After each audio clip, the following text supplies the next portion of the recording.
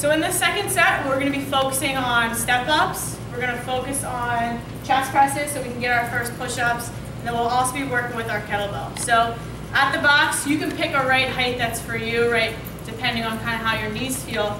But we want to keep our whole foot on that box. And what I like to think about doing is shifting my weight onto that heel. So instead of really jumping off my back foot, I really want to try and focus on using my hamstrings and my glutes, which is exactly what we're trying to do, right? So I'm going to shift forward, come off nice and slow, fully extend at the top before I put my leg to tap the box.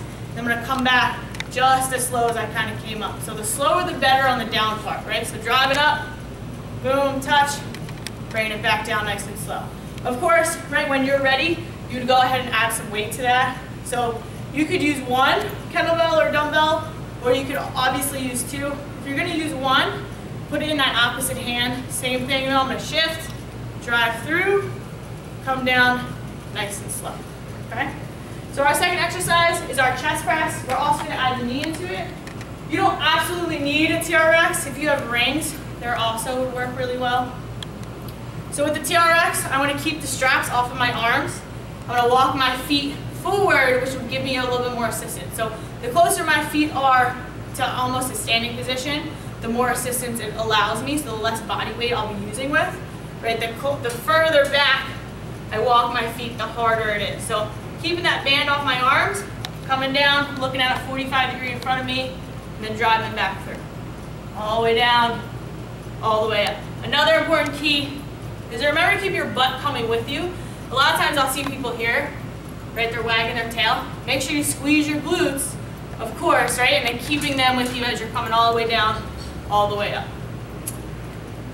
And then you would punch your knee into that. I forgot about the knee part, right? So that's how you would do a regular chest press. Now make it a little bit more metabolic, a little bit more demanding on your core. You're here, drive your knee, here, drive your knee. Then our last one's our kettlebell swing. So the kettlebell swing, kind of go on an angle.